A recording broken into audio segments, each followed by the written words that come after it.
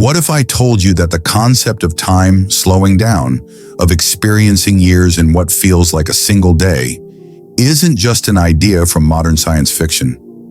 What if it was described in a sacred text over 1,400 years ago? Today we're diving into a fascinating topic, time travel in the Quran. We'll explore incredible stories from the Quran that describe phenomena astonishingly similar to what modern physics, specifically Einstein's theory of relativity, tells us about time. This isn't about proving one with the other, but about exploring the mind-bending parallels between ancient revelation and modern science. Let's get into it.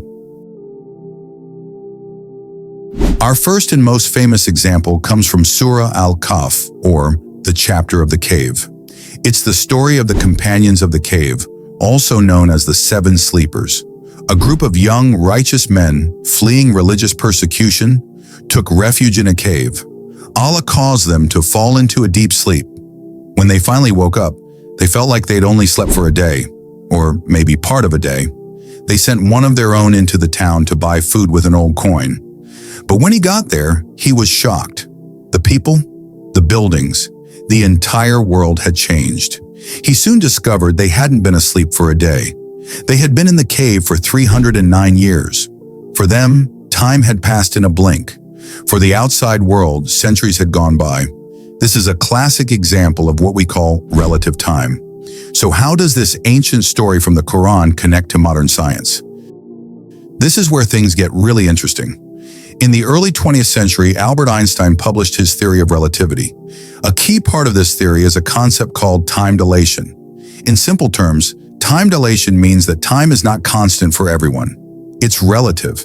It can slow down or speed up depending on two things: your speed and the gravity around you. The faster you travel through space, the slower you travel through time relative to a stationary observer. If you were on a spaceship traveling near the speed of light for just 1 year, you might return to Earth to find that decades, or even centuries, have passed. Sound familiar? The experience of the companions of the cave is a perfect conceptual parallel to time dilation. From their perspective, in their unique state within the cave, time slowed down dramatically.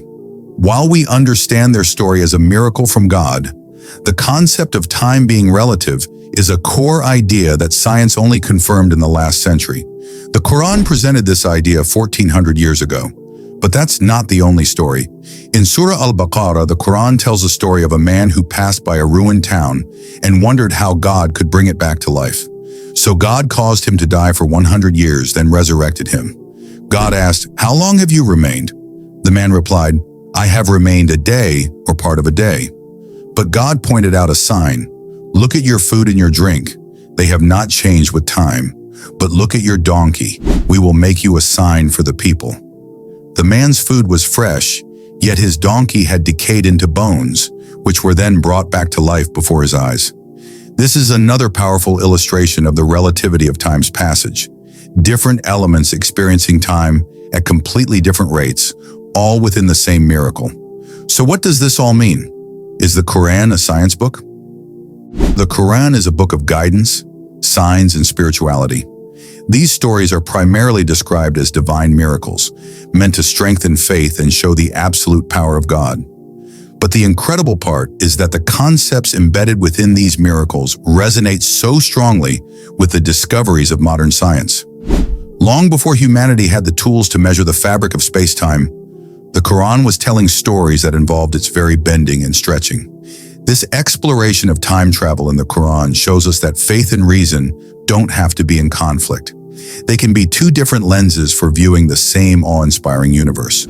So the idea of time travel in the Quran isn't about spaceships and paradoxes, but about the profound and timeless concept that time itself is not the rigid, constant line we often imagine it to be.